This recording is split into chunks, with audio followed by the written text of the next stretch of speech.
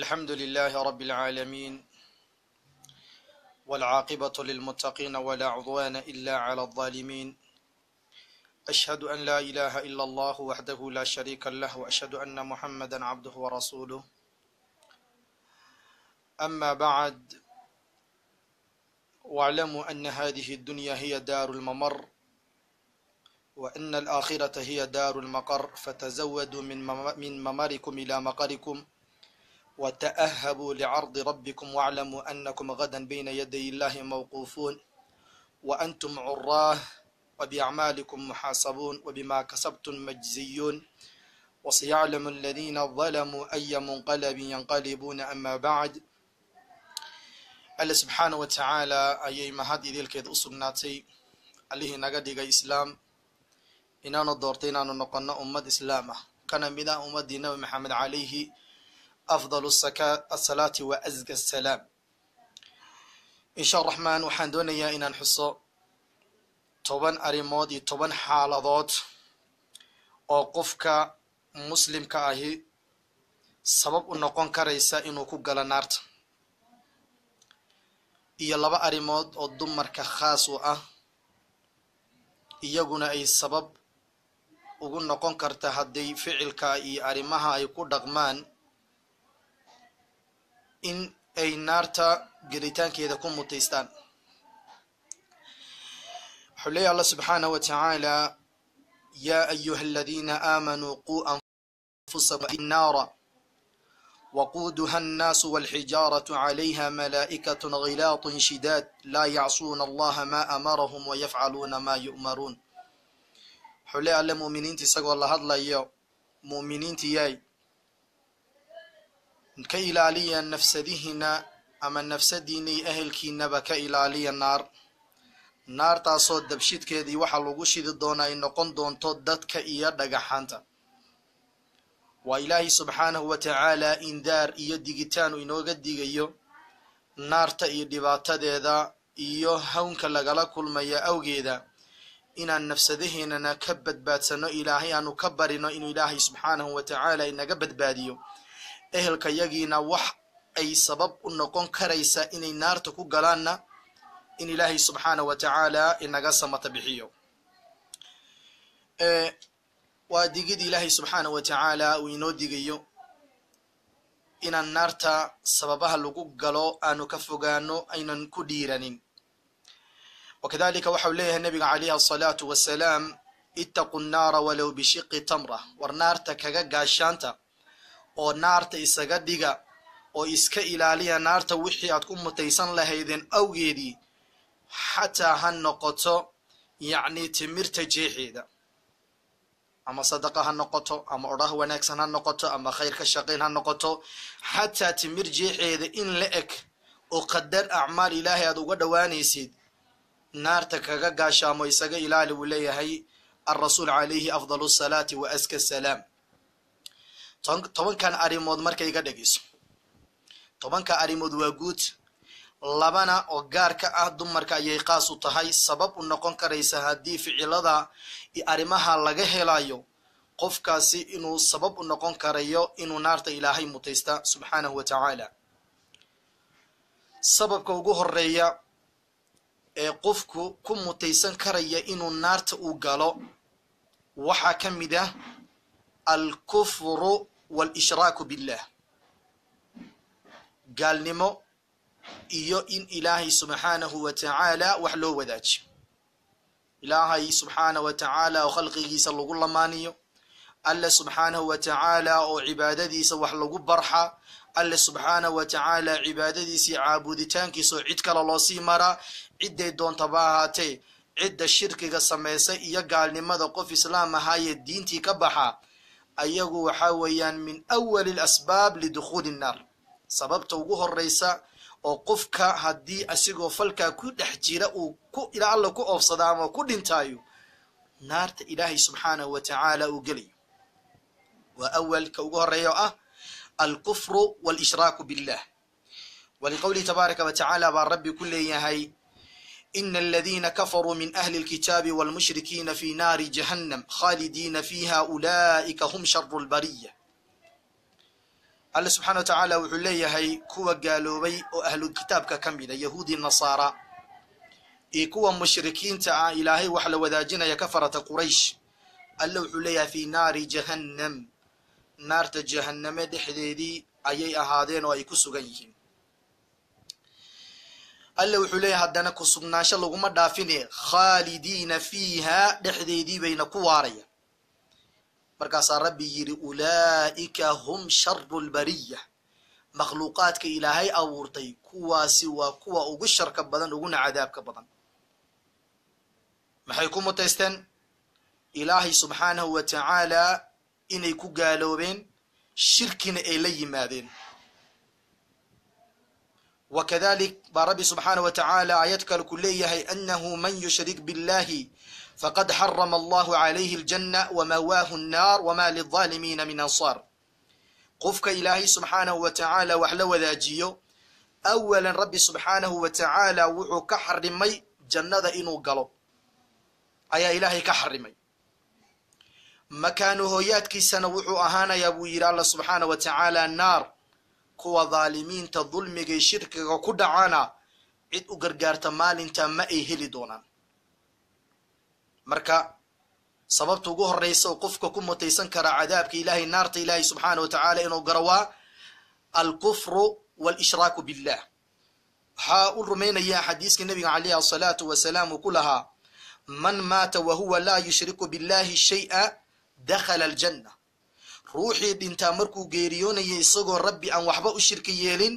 waxa uu gelayaa jannada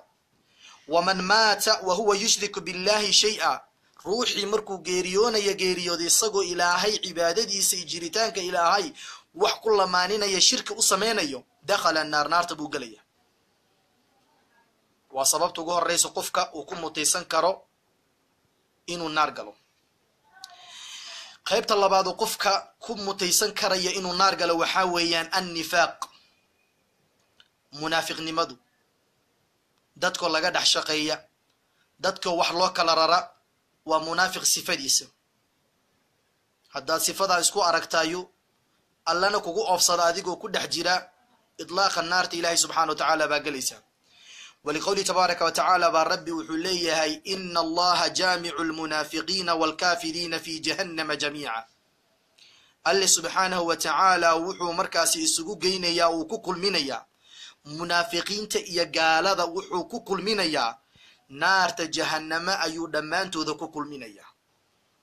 منافق مالين قيامها وحو للدرجة هاي اون اللقوب يقوب جوغي هاي قالض وليبا قال كاسي نارتا متيستي منافقة قال كقود يدي مركاسي وحاوي يعني كدبا قال نارتا سبب النقض قال كاسي إنو لميايو وليبا وحا النصوص تسيقار أسيت الماميسا ayagoo naarta ilaahay ku jira hadana naarta ilaahay darakaadkeeda iyo dabaqaadkeeda iyo boosaskeeda booska ugu daran ee ugu hooseeyo ugu cadaabka gulol inay galayaan munaafiqiinta bal gaalkii ay isla galeen naarta jahannama ay ku wada jiraan isaga ka cadaab gudul mudkaas munaafiqa ولقوله تبارك وتعالى وحليه الله سبحانه وتعالى آيات كلها إن المنافقين في الدرك الأسفل من النار منافقين تا مسلمين تي قالada dhexdooda ka kala shaqeynaya gaalada warku muslimiinta qaadaya u geynaya muslimiinta isku diraya oo muslimiinta ka dhax taaganay jaajuusaya alla wuxuu leeyahay munaafiqiintaasi dabaqada ugu hooseysay naarta jahannama iyaga ayaa galaya naarta jahannama gudaheedii marka sifatul munaafiqati laga helaa naarta markii inta ilaahay u qadaray galaan qofka ugu hoosay ugu cadaabka kudul waa munaafiq sifada labaad weey sifada saddexaad oo qofka haduu isku arkaa sabab u noqonaya inuu naarta u galo waxa weeyaan al-kibriya kibir sanka oo laga hadlo sanka oo laga socdo ummado la iska weyneeyo ummadaad moodaysa inay ka aqli badan tahay kibir cida ku dhaqantaayo isaguna jasihiisa ونارت جهنم عياذا بالله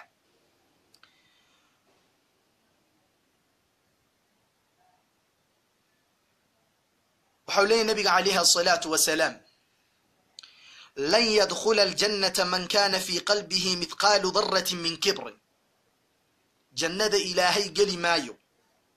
روحي وحير دوري عسلك أما وحير شيء موقضى شيء يسوي يرام بدن كبر قلبي يسو كتيرا جنة إلهي قلي مايو أنا كدكتوناو كبر سفير كم من هدي قلبي قادو كتيرا ربي ساوك وقو أبصدا جنة إلهي ندقشا الله كحرمي وحان أرميننا هذا الرسول عليه الصلاة والسلام لن يدخل الجنة من كان في قلبه مثقال ذرة من كبر إن يروح لك أو مغضى إيش قبطايو شيء ويران بدن وعلى قصوق هذا ودوري عسي وحي كسير أو إن ذهب موقود إن بدن قوانين كبر قلبه سعيد وكترايو الله سبحانه وتعالى جنة سمقليو حوليها هاي تاكا قدرنا شبضان ضدك كبير كبضان كبير كسبلا دونك مركي جوغان حولي النبي عليه الصلاة والسلام يحشر المتكبرون يوم القيامة ما لنت قيامها وحال صوق المنا يا ولا صوق أرورنا يا ضدك إسكبرين شيري أدونك مركي جوغين أمثال ذرة في الصور الناس يعني أدمود صورة دو يموقال كوذا دوري عسد أما قران شد أو كلا أدمود صورة دهان يغشاهم الذل من كل مكان دل إبسارت يدباتو أيام ميل والبئي كسوغيهن كهريرينيسا يساقون إلى سجن في جهنم يسمى بوليس وحا مركاسي لوكا حين يأيغو صفادا كسوغان سورة دودا وحا لغدقا سورة لأقدور عصدي قران شدو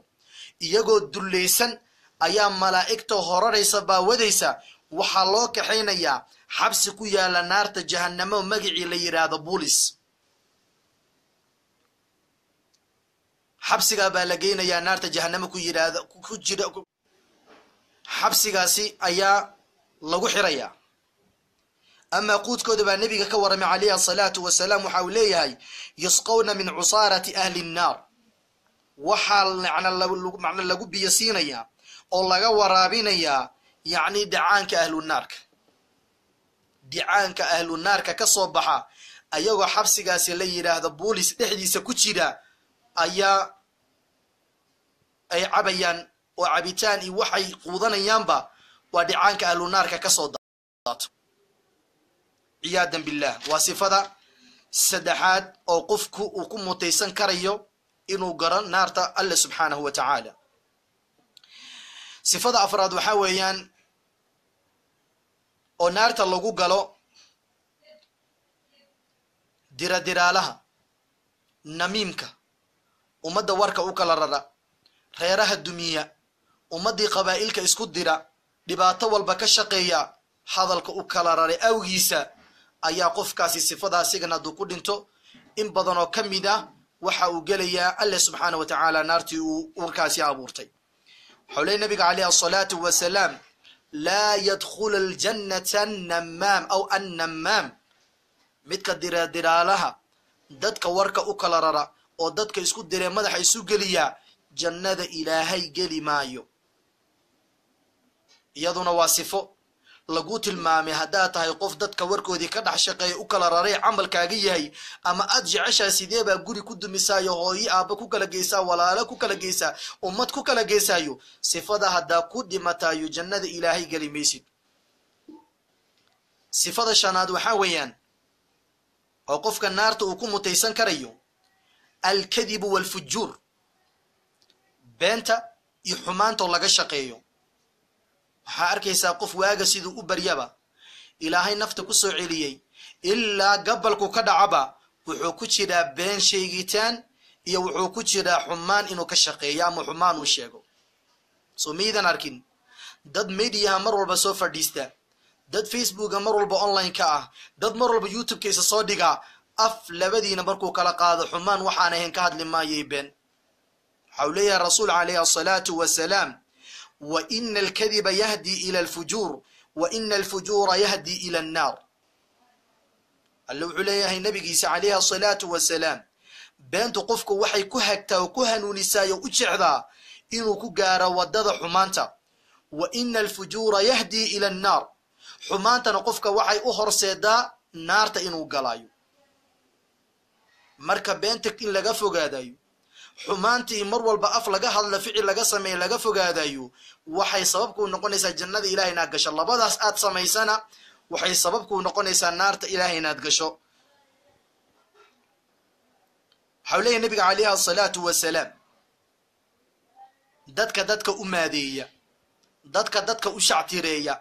dadka sidoo ugu qosolsiiyana been kaga sheegaya isagana cadaabada ilaahay abuurtay cadaabka ugu kulul buu galaya حولي حديث ترمذي ورينيو النبي عليه الصلاة والسلام ويل للذي يحدث بالحديث هلاك وادي نار يدوح أصب ناضي قف شاكينا يشاكو ليضحك به القوم ضد أشاكين يا وكذا قصرين يا بنتاسي ويل له واللي كهلاك بأصب ناضي وهلاك بأصب ناضي وبنار بوجليا ويا ضدك أمادية ضدك أشعتريا si ay beenta ay sheegayaan dadka ugu iibiyaan waxay noqonaysaa min asbaab dukhul an-nar qodobka lixaad waxa weeyaan oo naarta lagu muteysto iqtidaa' xaq al-muslim inaad goosato inaad dhufsato inaad xoog ku marogsato qaadato xaq qof muslim u leeyahay haba yaraade حق مسلم وليه هاي هداد كديرة تايو أيضا هو من أسباب دخول النار سببت النار تينات قشو أتكون متيسان كريسا حوليه النبي عليه الصلاة والسلام من اقتضع حق امرئ مسلم روحي كوغوستا أو كوقاتا حق مسقف مسلم وليه حقيسا روحي كوقاتا حق درو أو بيمينه مدكيسا مقعنتيسي حوقيسا كوقاتا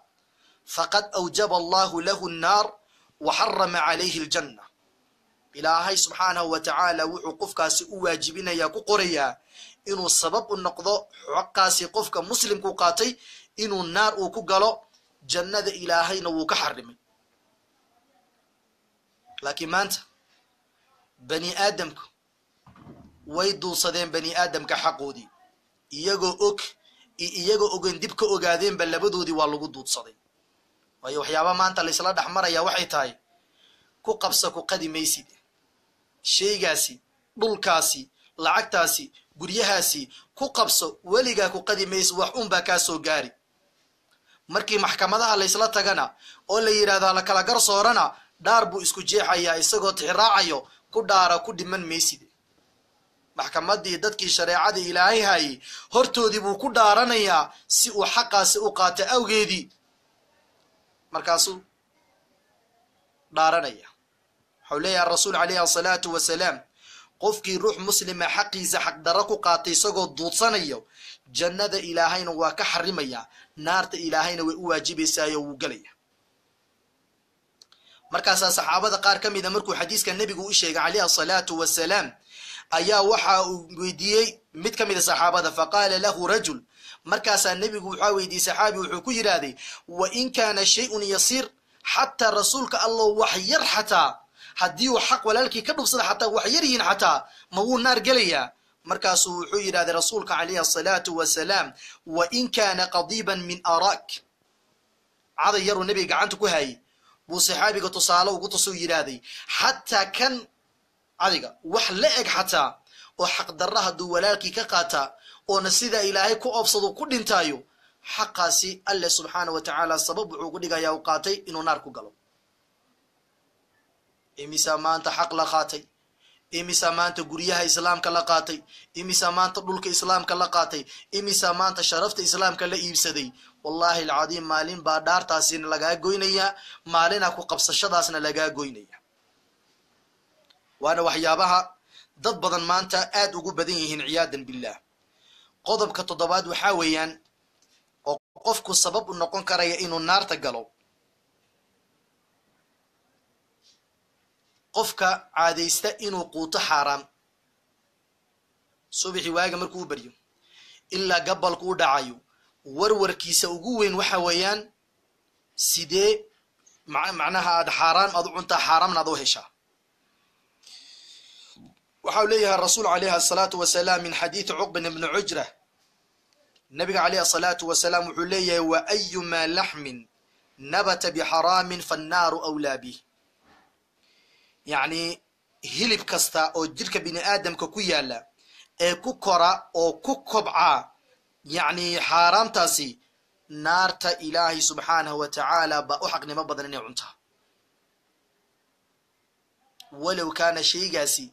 oo xaaraamtay aad ku cunaysid oo aad ku quudanaysidba wax ugu yara la quuto biyaba ha ahaadee haddaad xaaraamnimo aad ku quudatayo jirkaaga waxaa u xaq leh inay cunto naarta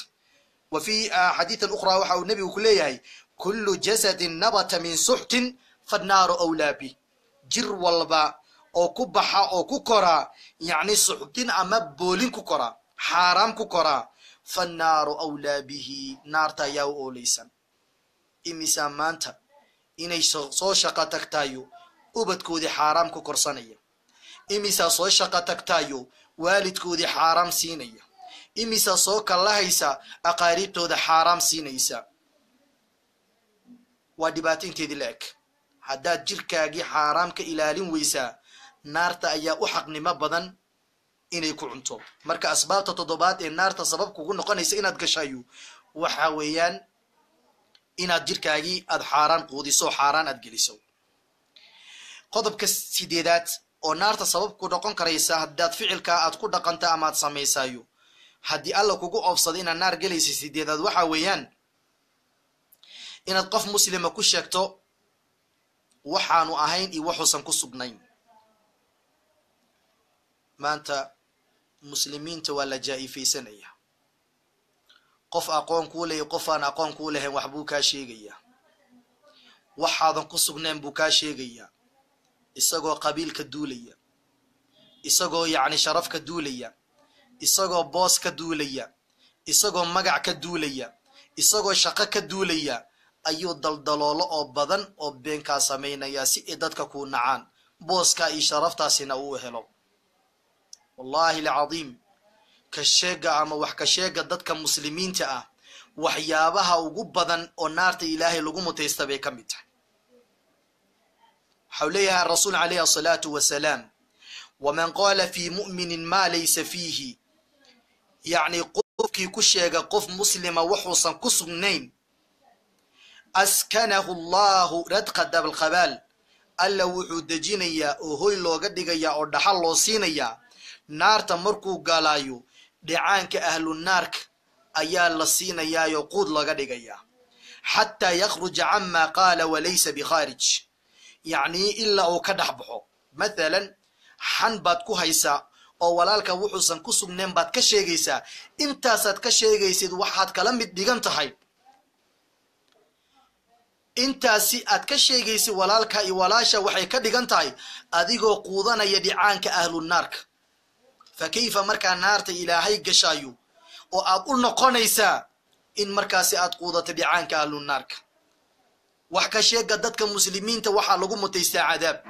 xitaa nebiga ilaa uu ka digay uu yidhaahday xitaa walaalka iyo walaasha waxa aad ku aragtayo wixii ay ku sugan yihiin indhahagaad saarta xataa ha ku xamanin hana ku sheegin xataa haddaad ku aragta ficilka iyagoo samaynayaan ha ku ceebaynin waxna ha ka sheegina waad xamatay fa kayfa qofkii aadan waxba ku ogeyn inaad wax ka sheegto aad ku tilmaanto adigoo sharafi magac raadinaya awgeed saxaabiga abudarda radia allahu tacaala canhu wa ardaah baa maalin wuxuu soo maray isagoo waddada socda baa waxa uu arkay nin dadkii ay ku soo wada urureen ku soo xoomeen oo midkii soo maraaba dadkiiba mid cimaamada la dhaca mid kab siibtoo ku dhufta mid carrada ku daadiya mid wax ka sheegoo caaya oo dadkii dhan isugu soo wada urureen markaasuu inuu ku soo dhaqaaqo uu yidhaahday maxaa ku dhacay qofka kana sidanaa yeelaysa markaasi waxay ku yidhaahdeen abudardaayo zana wuu zinaystay ninka kan dhibkaas buu ku dhacay saasaana marka u caayeenaayo wax walba ugu dhufanaynaa markaas wuxuu yidhaahday iska sii daaya walaalkiina ma waydan ka baqanaynin adinka midka raacayo sidan ku samaynayo beri ficilkaanoo kale inuu ku dhaco saanoo kale loo garaaco loo galo isagoo xataa qofka ficilka lagu hayo toobada ilaahay subxaana wa tacaala way u furantahay wakadhalika wax ka sheega qofka muslimka ah waxaad ku ogtay waxaadan ku ogeyn baad ka sheegtaa haddii sifada ilaahay kugu oofsadaa sabab baad u noqonaysaa inaa naarta ilaahay aad gashayo sifada sagaalaad waxaa weeyaan oo naarta lagu mutaysanaya gelitaankeeda dariska oo kaa ammaan heli waayo dariskaagii oo aad dhibto dariskaaga oo kugu dhibtooda waa min asbaab dukhuuli nnaar sabab waxay kugu noqonayaan inaad markaasi naarta ilaahi subxaanahu wa tacaala aad gasho waxau leeyahay rasuul calayhi asalaatu wasalaam laa yadkhulu aljanna man laa ya'manu jaaruhu bawaa'iquh jannada ilaahay geli maayo ruuxa aanan ka aamin noqonin dariskiisa dhibaatadiisa dariskaaga haddaad dhibto alla sidaa kugu oofsadaayo sabab baad u noqonaysaa inaad naarta aad gasho lianna maxaa yeelay waa tii nebiga sal alay slam loo soo sheegay gabadhii soonka badneyd gabadhii salaada badneed gabadhii cibaadada badneed gabadhii sadaqada badneed markay geeriyootay uu nebigu loo sheegay oo la yidhaahday deriskeeda dhibi jirtay markaasuu nebigu yidhi sal allahu alayh wasalam fa hiya fi nnaar inta wanaag qofku uu samay jiray maxaa gooyey deriska dhibitaanka la dhibayo awgiisa deriskaaga hadduu ku dhiba adigu ka roonaaw adiga u sabar waxbay kuu daydeen waxaaga sii way ku caayeen wanaag ugu bedel way ku xanteen ilaahay dartiisa u waani sidaasi weeyaan deris kala dhaqankiisa deriskaaga haddaad dhibto waxaa sabab u noqonaysaa inaad gasho naarta ilaahay ciyaadan billah bal nabiga sal allahu alayh wasalam dardaarankuu deriska ka dardaarmay xataa waxaa axaadiista gaarisiisay xataa yani inuu xataa dhaxalkaaga wax ku yeelan karaya xaq ay kugu leeyihin awgiisa sifada tobanaad waxaa weeyaan oo naarta ilaahay lagu mutaysan karayo ama qofkii sameeya naar uu ku gelayo qaraabada oo la gooyaa iyo qaraabadu aan la xiriirin xiriirinta qaraabada aan la xiriirin oo la gooyaa waa min asbaab dukhuuli nnaar waxau leeyahay rasuul calayhi asalaatu wasalaam laa yadkhulu aljanna jannada ilaahay geli maayo qaaticu raxim qofka qaraabada gooyaa qaraabadaan xiriirinin koodii dhibaataysan iyo koodii aan dhibaataysnaynba ee qaraabada ka zuula xiriirintooda hadduu sidaa uu ku dhintaayo jannada ilaahay geli maayo bal nusuusta waxay gaarsiisaa qaarkeedii xiriirinta qaraabada la xiriiriyo waa min asbaab yani inuu ilaahay kugu waasiciyo irsaaqda qofka irsaaqda ku ciriiriyantoy qofka arsaaqda ku yaraato qofka irsaaqdiisa cidhiiriya jiq noqotaayo qaraabada haddaad xiriirisa ilaahay subxaanahu wa tacaala xiriirinta qaraabadaasi aad xiriirisay baa sababkaaga dhigaya arsaaqdaada inuu kugu waasiciyo meelaha inagu maanta wax ka raadinayno iyo meelahay waxa yaalaan arsaaqdii ilaahay raalli ahaanshihiisa waa kaafii kala dheeri meela aana loo dirin laguma shaqaynin baa iskuma shaqaynay wixii yaryaraay oo fududaay baanu ka tagnay wixii yaryaraay oo markaasi fududaay ayaanu ka tagnay marka wakadhalika qaraabada oo la xiriirin waayo waa min asbaab dukhuuli nnaar sababta naarta lagu galayo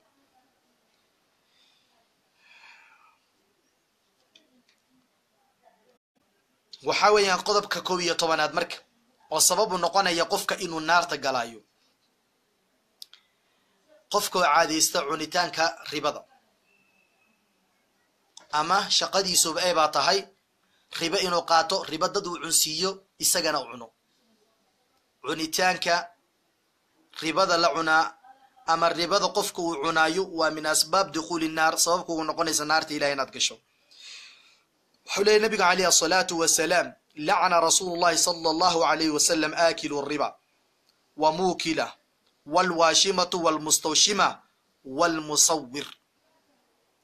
إلى هاي الرسول كي سوحا اللعنة دي كان ربا عنيو كان لعنسينية إلا الربا دي نبع صوي شقيه ننو أجي ما صوي شقيه سنين ولا عنسينية ولا صينية ولا صمينية كان ربا عنا midka yani dadka siinaya iyo kan cunayaba labadoodiiba lacnadii rasuulka calayhi asalaatu wasalaam baa ku dhacday wakadhalika wuxuu xadiiska nebigu gadaal ka raaciya walwaashimatu walmustawshina ayagana waa lacnadan yihiin midda dumarka wejiga u daldaloolisa qurux awgeedii قروح لرادينا يا مسنك أما إيشا أما أفك أما وجهك لدلدلولنا يلا حرحرنا يلا قرقرة يايو تنسمين سيئة الله سمين يبا لعنة وحاكود عد النبي عليه الصلاة والسلام وكذلك والمصور كان دتك صويرة كشق يستي عمل كديغانا ينا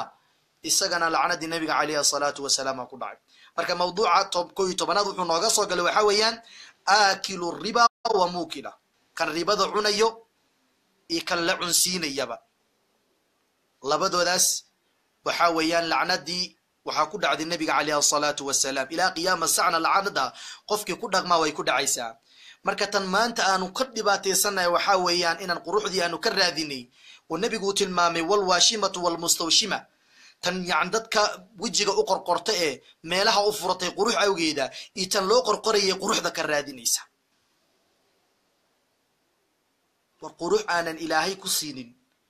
cid ku xarxar dhikartay ku siin karaysa ma jirto amar kastana waa maqdi uu xukman yahay oo rabbi baa xukmay hadii kalar madow lagu siiyana rabbi subhanahu wa ta'ala baa ku qadaray kalar casadi lagu siiyana rabbi baa ku qadaray qof walba meeshuu ku haboon yahay ku wanaagsan yahay ku qurxin yahay ayuu rabbi subhanahu wa ta'ala ku abuuray una daayay u daay rabbi abuurkiisa allam wasandihin fi ay surati ma sha'a rakabak suuradda ugu wanaagsan mabuusan bini aadamka isku rakibin isku dul saarino rabbi subhanahu wa ta'ala ku galadaysanin alaysa qala laqad khalaqna al-insana fi ahsani taqwim bini aadamka waxaan istaajinay wali Allah subhanahu wa ta'ala istaajiniyo joojintan ugu qurux badan baan u abuurnay qof walba wuxuu ilaahay siiyay inuu ku kalsoonaada wanaagsan maxaa yeelay waa waxyaabaha ilaahay raali ahaanshiisa ku heli karto jannada ku heli karaysa marka nabigu wuxuu leeyahay salaatu wasalaam wal washimatu wal mustawshima tanjirka dadka u qorqoraysa wajiga imida loo qorqorayaba naarta bay galayaan wal musawwir kan amalkiisa ka dhigtay sawir oo umada la sawir la wada taagan isaguna waa min asbaab duqul an-nar bal isaga cadaab gaar baa ku soo arooray xulay nabiga kaleey salaatu wasalaam inna ashadda an-nasi cadaban 'inda allahi yawm al-qiyamah dadka alla agtiisa ugu cadaab kulul ugu cadaab daran maalinta qiyaamaha waa al-musawwirun kuwa wax sawirayo oo barafishankoodii shaqadoodiiba ka dhigtay inay dadka sawiraan riwaayad kale waxa ku soo aroortay nabiga kaleey salaatu wasalaam inna ashab hadhihi suwar dadka yaani asxaabta oo suuradahan sameeya maalinta qiyaamaha markii rabbi hortii ay soo istaagaan wa yu'adabuna yawm al-qiyamah horta waa la cadaabaya markii la cadaabo su'aal baa la weydiinayaa waxa la dhahayaa yuqaalu lahum ahyu ma khalaqtum yani wixii aad abuurteen oo bimaana aad sawirteen naf galiya baa la leeyahay haddaan idin arkaynaa marka dadka profession ka dhigta hooshaasi ee shaqadooda sawir u tahay maalinta qiyaamaha iyagoo cadaabka ku jira waxa la dhahayaa wixii aad sawirteen bal waadna miisaaliseen bal waa kaas sawir galiya oo naf galiya وحكى لو كسو أروري رواية كله فإن الملائكة لا تدخل بيتا فيه صور ملائكة إلهينا جلي ميسو قري أسرين هاي أما وكدح مغضى صور بني آدم وقضب كوي طبنات إصاب مركا كون نقون كرا إنتا صيديل إنا تكوكشن نار إلهي قضب كلبية طبنات وصاب كون نقون كرا يا إنا النار تأدقشايو وحاويان المزمار عند النعمة والنياحة أي بمعنى عند المصيبة إن فرحضو أو تقصشو أو دربان قراعته أو موزي قراعته حلقة فرحات أتقصو قنطح إيوه حلقة قيريتي مادو مصيبة دعضو وبد كاردنتان أما سيكالي أب مصيبات وكولنتايو أد برورتو لبنادنا قراعته تنتنا أدرفتو تقود كويسو لبداس حالدوت waxaa lagu galaa naarta laakiin macal asaf anagu bani aadam hadaan nahay mar walba oo guurka yagi in noloshayadii mustaqbalka yagi waxaan ku dhasnaa ma xarama Allah wala faraxsan yahay sheekh maxaa ka macna ah islaantii la guursan yahay way qaawan tahay xubnaheeda waa muuqata kii qabay dayuuska ana raali buu ku yahay mujtamacaasi bulshadaasi inay daawadaan xubnaha xaaskiisa ayu farxatin hada فرحات عين كيف وقفك سكيليا والله العظيم قفك حالة سكسجم سيدا سيد الرب وكوف صدو لقول النبينا عليها الصلاة والسلام بنارتكم متسنين وقال iyo musiibii dhib markay dhacdayo in markaasi la baroorto hogayay ba'ayay saambay ka dhacday maxaana imtixaanay dadka yagii baa la laynayaan waxaan qofka ku qowlaayo isaguna naarta ilaahay buu gelayaa hadduu sidaa uu ku dhinto waxaa leeyahay nabiga calayhi asalaatu wasalaam sawtaani malcuunaan fi dunya walaakhira laba sawti laba cod dhawaaqoodii adduunyii aakhiraba way lacnad yihiin ilaahay rasuulkiisa way lacnaday laba dhawaaq maqalkooda waxaa leeyahay nabiga calayhi asalaatu wasalaam almizmaaru cinda annicma markii barwaaqadii nicmad la helo la damaashaado oo qamri la cabo oo qaad la cuno oo heesa la shito oo muusig la ka raacdo markii la faraxsan yahay wanniyaaxatu cinda almusiiba in baroor diiq la sameeyo la baroorto oo la qayliyo oo la ooyo dharka la jeexjeexo oo timaha la rifaayo oo daamanka la garaacayo waqtigaasna la sameynta la sameynaa haddii mowdka kugu qabto cala tuul naarta ilahay baa gelaysa labada xaaladood la iska ilaaliyo waana laba xaaladood maanta sifadeedii xaqiiqatan aad loogu badan yahay marka la faraxsan yahay in la damaashaado maxaa ka macnaha hal maalin farxad weeyaan iyo rabbi cadaabkiisa ku mutaysan markii dhibaato timaadaayo oo dhibaato qofka la soo darastaayo geeri ku timaadaayo cafwan walaal waa marka kalena waxa weeyaan inuu qofka markaasi uu yahay qof xilliga dhibaatada iyo xilliga yacni waxaa weeyaan uu ku sugan yahay murugada inuu markaasi uu dharkiisa u jajeexo uu yacni waxaa weeyaan alla uu xaggiisa wax ka baasaysto 12 qeybood ama 12kaasi arrimood waa 12 arrimood oo sabab u noqonaya qofka haddii isagoo ku dhex jira rabbi uu ku obsado naarta ilaahay u gelayo ama laba xaalad oo aan tilmaami doono dumarka u qaasabaa jira daafaca caalamka meel kasta iga daawanayaan aad dhug ugu lahaada aadna ugu baraaruga aadna u maqla in sifaadkaasi labada sifood haddii la idinka helaayo allana idinku oofsada idinkoo sifooyinkaa ku sugan in rabbi subxaana wa tacaala naartiisa aad mutaysanaysaan waxau leeyahy nabiga calayhi asalaatu wasalaam midda ugu horeysa ee la dumarku sababu noqonaysa labada sifood mid ka mida inay naarta gasho waxaa weeyaan inay u dhawaaqato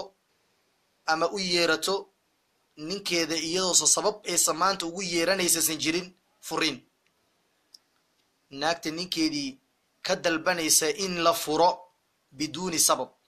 sabab la-aan haddii saasay ku dhacdo ilaahayna ku oofsadaa naarta ilaahay bay galaysaa waxau leey nabiga calayhi asalaatu wasalaam ayumaa imra'atin sa'alat zawjuha talaaq min gayri maa ba's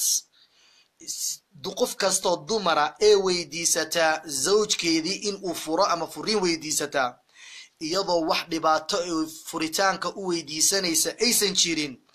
fa xaraamun calayha raa'ixatu ljanna alla wuxuu ka xarimay inay uriso ama urteedii hesho urta jannada iyo carafta jannada intee laga helaa masiir loo soconayo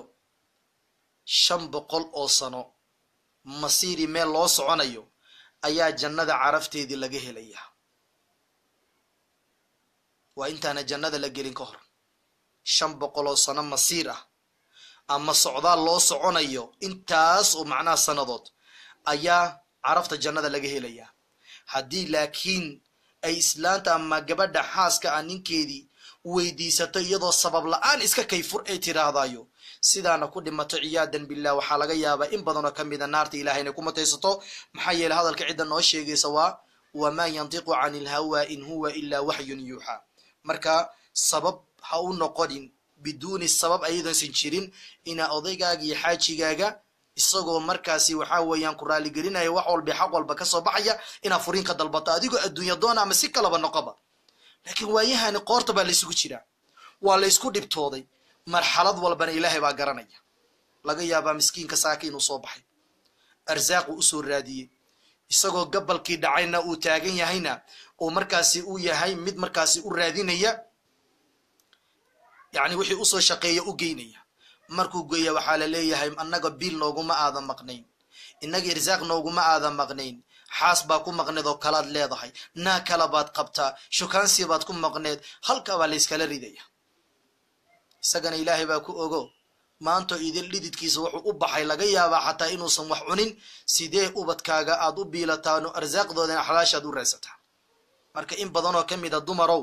iska jira inaa furiinka sabab la-aan aad weydiisataan zawjkiina ama masiiraha sababan isiyu sababin waa min asbaabi duquuli nnaar sababta labaad waxaa weeyaan aan kusoo gabagabay doono oo dumarka u qaasa sababna u noqon karaysa haddii falka ilaahay ku ofsadeen naarta ilaahay gelayaan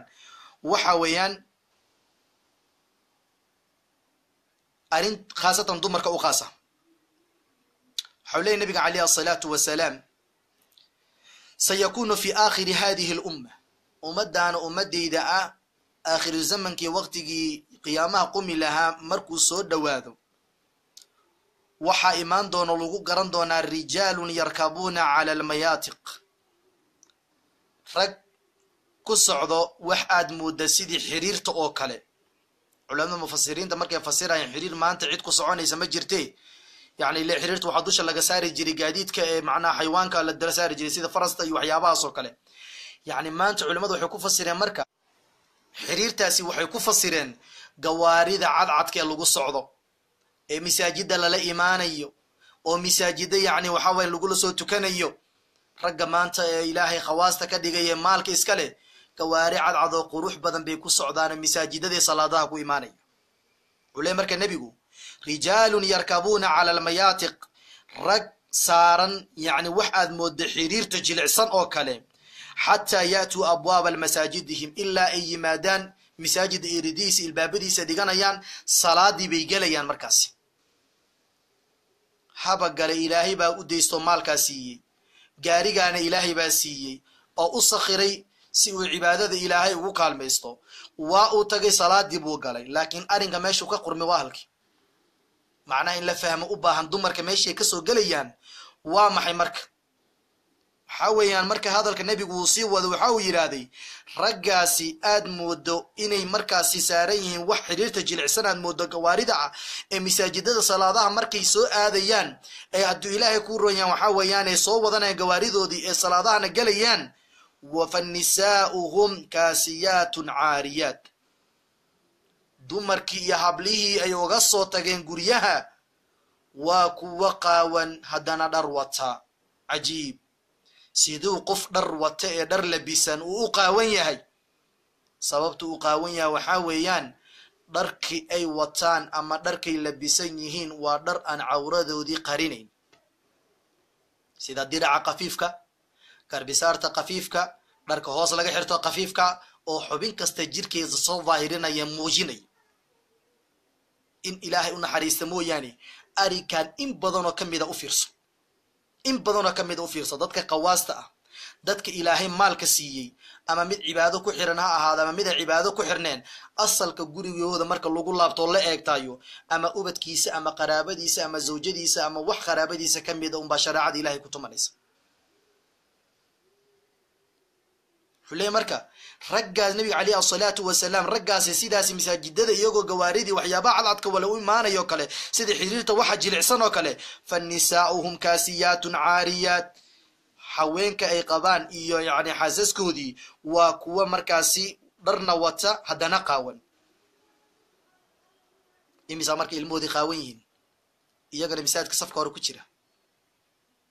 waa 1 iyo 2 iyo 3 oo marqaati shawaahid loo haysa ilaahay subxaana wa tacaala ubadkaa noo hagaajiyo xanuunka adigaad hanuunto masaajidka aad gasho khayrka aad qabsataa waxaa kaaga qiimo badan inaad ubadka iyo yacni waxaa weeyaan iyo xaaskaada hagaajiso maxaa yeele aayaddii kuwan ku furfuran waxay ahayd yaa ayuha aladiina aamanuu quu anfusakum wa ahliikum naara adi haddii ilaahay hidaayad ku siiyey ubadkaaga iyo xaaskaagana hidaayadda ka qadsan tahay xaqiiqatan hidaayad kuu saxmaysa ma noqonayso waana ayaan darro adigoo camal wanaagsan soo shaqeeyey oo camal wanaagsan adduunka kaga soo tagay inaa haddii ilaahay janno kugu mutaysto ood indhahaaga aad saarto xaaskaaga iyo ubadkaaga iyo aad naarta gelayaan ciyaadan billah markaasaa nabiga sal alayhi wasalam wuu sii waday oo wuxuu leeyahay dumarkaasi ee dharna qabo haddana qaawan madaxyadoodu waxaa saaran wax aad moodo geela baarkiisa oo kale geela kuriskiisa oo kale wax la eg baa madaxoodii saaran macnaha madaxoodii wax la eg ayaa dusha ka saaran taasina tilmaan fiican in ladinka sii waa muhiim haddaad garanaysidna xusuusnow haddaadan garanaynin ku baraarug waana dumarka maanta inay galbisaarta labada dhinac ka ritaan ee diraca khafiifka soo qaadanayo gorgoradahooda hoos ka muuqanayo madaxa waa halkaasi wax fasaliiti aad moodaa lagu xiranaya kalar leh halka guudka madaxana waxaa saaran madaxeedii wax la ego guud baa saaran tinteedii ha ahaato ama waxay kuuskuustay ha ahaato nabigu wuxuu yiri kuwaasi markii aad aragtaan alcinuuhum fa innahum malcuunaat kuwaasi waa kuwa lacnadane meeshaad ku aragtaan lacnada soo amarkii rasuulka ma calayhi salaatu wasalaam gabdhihii maanta labiskoodii sidaa buu noqday hooyooyinkii in badan ka mid a qurbaha joogay iyo kuwii dalka joogaba in badan ka mid a wuxuu noqday arinkooda sidaa buu noqday waad aragteen intaan inay tin ku taalo u moodi maysid halkaasi baa la isugu geeyay wixii ilaahay tin siiye iyo guudi wixii lagu daraba halkan korabay saarantay ama gadaashaasi bay u dheertahay in madaxeedii la eg baa gadaal ka saaran dumarka sidaas oo kale u labisanaya nabigu tilmaamay akhir zamanka imaan doonana wallahi alcadiim maanta shaahid baan u haynaa labiskooda dad badana in badana ka mid baa sidaa noqday marka wuxuu leeyahay nabiga calayhi salaatu wasalaam kuwaasi qaawani haddana dhar wata oo iyagoo dhar wata haddana jirkooda sifaysmaya la arkaya oo haddana madaxoodii aad mooda baarka geela oo kale ama kuriskiisoo kale madaxa ka saaran xagga labiskoodii madaxa meeshaad ku aragtaan alcinuuhum fa innahum malcuunaat kuwaasi way lacnadan yihiin ilaahay rasuulkiisa lacnaday meeshaa ku aragtaan lacnada laakiin ummadatan ee ummatu muxammadiyya waa ummad ilaahay subxaanahu wa tacaala khayrka dhexdoodii dhigay marka walaasha walaalkaa qalad ku aragto mid muuqday mid aan muuqaninba awalan waxaa lagaa doonayaa annasiixatu linafsi inaad nafsadiisa aad u naseexayso inaad nafsadiisa aad u naseexayso oo xaqaad u bayaamiso hadduu kaa diido aqaaribta kan ugu dhow adeegso hadduu kaa diido sidii marxalad step by step u mar laakiin walaasha iyo walaalka oo maanta cillad yar aad ku aragtay halka mediada la soo fadhiisata kan waasaan ama tan waasaan ama waxaan iyo weligaa kaama akhrisanayo weligaa kaa qaadan maayo naseexada aad qof si gooni ugu naseexaysaa weligii kuma hilmaamayo bulshada dhexdeedana in qof loogu naseexeeyo ma wanaagsana shay wanaagsan ma aha hadigii rasuulkana maaha calayhi salaatu wasalaam waayo nebiga qof shakhsi buu wuxuu ku arkayaa xumaan ama dhib sameeyey markuu membarka soo istaago uu wacdinayo wuxuu ku qowli jiray jamac ahaan isagoo leh yani ma huwa qowmun yafcaluuna kada wa kada waa maxay qoom iyo dad sidaas iyo sidaasi samaynaya hadda hal shakhsi uu nebigu arko wax samaynayo halkii shakhsi inuu magac dhabo ama halkii shakhsi inuu tilmaamo saas waa u yiraahdo qofkaasi ayuu diidayaa jamac buu ka dhigaa wuxuu leeyahay maxay yihiin qoom sidaasi samaynayo marka qof walaalka ama walaasha wax ku aragtaay si guud oo caam u naseexay oo si guud oo caama u sheeg si markaa qofkaasina ugu baraarugo waxay ahaydna dardaarankii uu dardaarmay alimaamu shaafici raximahullahu tacaala raxmatan waasica isagoo nasiixada ka hadlaya wuxuu yidhaahday يعني محوها نصيحة سوكها ليا تعاهدني النصيحة في انفرادي وجنبني النصيحة في الجماعة فإن النصح بين الناس نوع من التوضيح لا أرضى استماعا له حليا ولي قاعدة دي النصيحين يسيد إن النصيحي أنيقو كليجي يميل جوجي النصيحي أو وحي شيء قالت كيجي شيء ولي قاعدة دي حدودها يقول النصيحين oo waxa igu sheegin bulshada dhexdeeda hadaad bulshada dhexdeeda igu naseexayso wax aad igu sheegto waad i ceebaysay ima naseexaynin weligeena kaama dhageysanay kaamana maqli doon naseexada fardiga qofkaad ugu naseexayso baa ka khayr badan naseexada bulshada dhexdeeda ugu naseexayso in badan ka mid u fiirso marka gabar walaasha qalad ku aragto qaladkaas ku suganta ahlu naar baa tahay sida baa tahay dhihin niyadu dhis iyadoo qalad ku jirto أهل خير باتهاي ونكسن تهاي إلهي أمد النبي محمد بوكاديجي إلهي سبحانه وتعالى وكو دورت إسلام بوكاديجي سيدان هداد متيسة سيدا أبا متيسانيسا سو إنا سيدا تنسكو بدشي سو مو ونكسند هذا هو أصول الدعوة لكن خفك لا أركب برتين لقى أصلايو لا بل الإمام أبو حنيفة وحلقة سو قوريا يسوغو مالين كتب مساعد كوكو آخرين يدميي صلاة دي مركا لقى صوبحي كتاب كدميي ayaa ilbaabka isagoo ka soo baxaya baa nin mucaarad ku ah oo neceb Abu Xaniifa baa يعني معناه الباب كو يستاغي أبو حنيفة وكسو بحي قريقي بوصو سعودي isagoo wadada ku soo jira masaajidka caaydi uu kaga soo bilaabay gadaashii buu socdaa Abu Hanifa juu uma dhahayo hal kelmad ku darsan maayo wacaytama Abu Hanifa uu socdaa gadaashii buu socdaa uu ka daba caytama markaas Abu Hanifa markuu guriga ilbaabku ka gali lahaa gurigiisu istaagay ayuu wuxuu arkay ninka haddana gadaashiisa taagan oo caaydi sii wada markaas uu ku soo jeestay wuxuu ku yiraahday ya akhi maanta oo dhan way soo caynaysay haddana waxaan doonayaa gurigeyga inaan galo intaana gurigeyga galin waa taagnaana inta caay ku dhiman dhameystiro oo si fiican igaga ciilbax marka dhameysatana gurigeyga tartiib iska degaya ajiib bal fiiri ususha culimada ee dadkii salafka ahaa ee wala dhaqmi jireen dadka ku xad gudba ninkii markii kalmada lagu dhahay juuta ma muusan dhihin kalmada ma muusan soo celinin gadaal buu u soo jeestay uu iska dhaqaaqay ninkaasi waxa lagu hanuuniyay sifaadka culimada iyo ninka daaciga ah waa qofka qof si gooniya ugu naseexeeya oo aanan ugu naseexin bulshada dhexdeeda waliga qofka kaama qaadanayo bal wuu kula tirsanaya wuu ku caynaya oo waxaadan ahayn waxa tahay dhamaan buu kugu sheegay marka naseexada marka walaal walaal naseexinayo gooniha loo naseexeeyo حرجينا إلهي سبحانه وتعالى إنه نقول أنفعه قضبضان إلهي نقبض باديو خاصة لبضا قضب الضمر كان أبدين يهينا إلهي سبحانه وتعالى إنه كبض باديو إنه ولي ذلك والقادر عليه الله سبحانه وتعالى دنبي يده إذا هدافه قف أنا دونك الدنبي قالنا الدنبي الله إنه متشيره دنبي قالنا إلهي هدافه عمل كيجينا إلهي عمل خير خالصا وقدقه لأن محايا لا نقوى حانو النهي إلهي إنه قتل المامين أنه النهي خير الأمة ومضى إلهي صوص صاري adduun kan keenay ee haddana ilaahay uu ka waday umada ugu khayr badan baan nahay sababtan ku khayr badnaayna waxa weeyaan ta'muruna bil ma'ruf wa tanhauna 'anil munkar wa tu'minuna billah sababta ilaahay umadaha kala dhooga khayri fadlisi waxa weeyaan wanaaga inaan isfarno xumaantana aan iska reebno hada wallahu waliy tawfiq wa sallallahu wa sallama ala nabina muhammad wa ala alihi wa sahbihi ajma'in salamu alaykum wa rahmatuhu wa barakatuh